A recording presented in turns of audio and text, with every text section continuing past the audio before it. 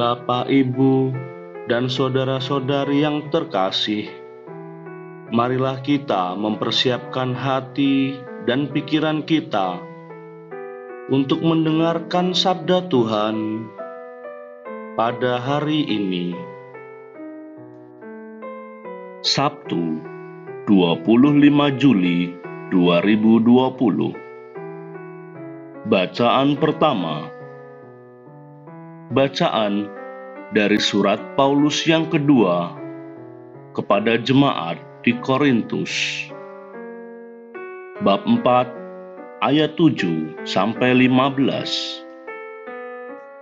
Saudara-saudara, harta pelayanan sebagai rasul kami miliki dalam bejana tanah liat, supaya nyata bahwa kekuatan yang melimpah itu berasal dari Allah, bukan dari diri kami sendiri. Dalam segala hal, kami ditindas, namun tidak terhimpit. Kami habis akal, namun tidak putus asa. Kami dianiaya, namun tidak ditinggalkan sendirian. Kami dihempaskan, namun tidak binasa.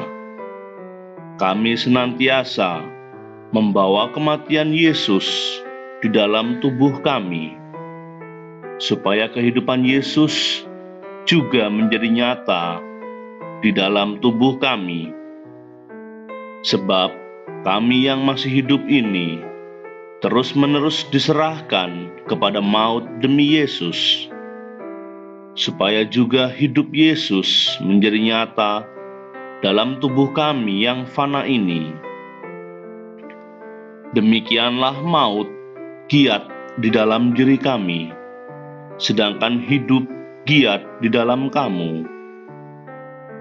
Namun kami memiliki roh iman yang sama, seperti ada tertulis, "Aku percaya, sebab itu aku berbicara." Karena kami pun percaya, maka kami juga berbicara. Karena kami tahu bahwa Allah yang telah membangkitkan Tuhan Yesus akan membangkitkan kami juga bersama-sama dengan Yesus.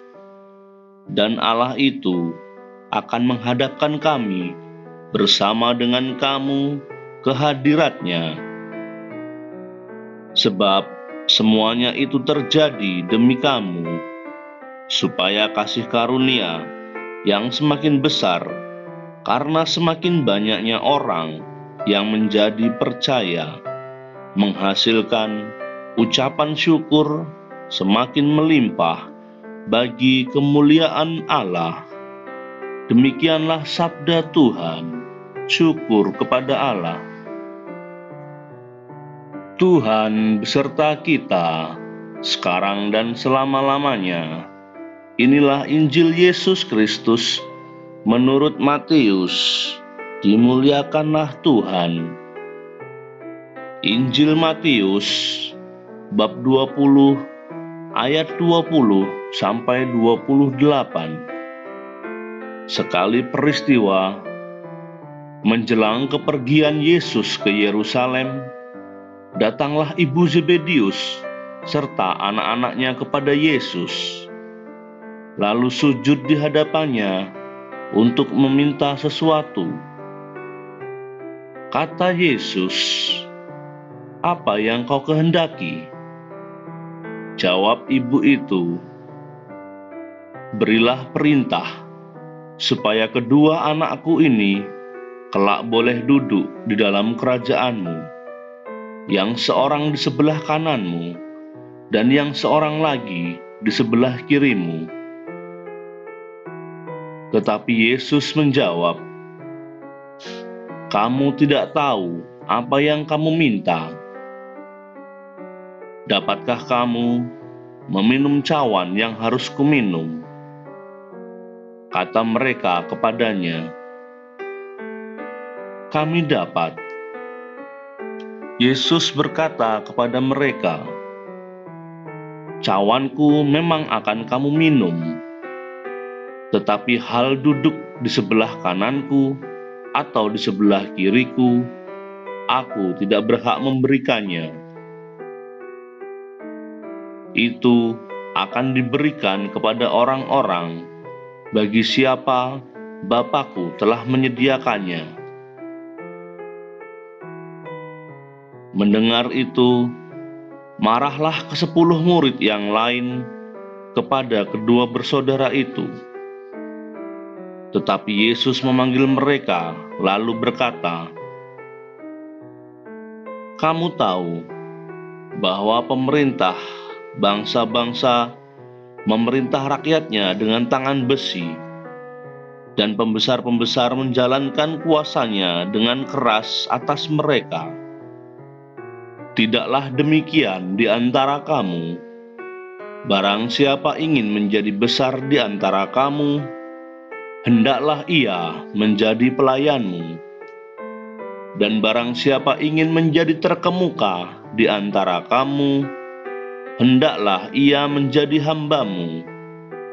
Sama seperti Anak Manusia, ia datang bukan untuk dilayani, melainkan untuk melayani, dan untuk memberikan nyawanya menjadi tebusan bagi banyak orang." Demikianlah Injil Tuhan. Terpujilah Kristus. Kita adalah manusia yang lemah,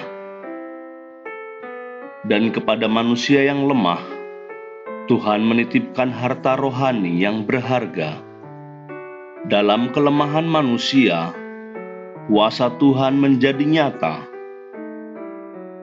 Walaupun kita lemah dan memiliki banyak keterbatasan, kita boleh berharap seperti harapan Yakobus, Yohanes, dan ibu mereka untuk duduk bersama Tuhan dalam kerajaan-Nya.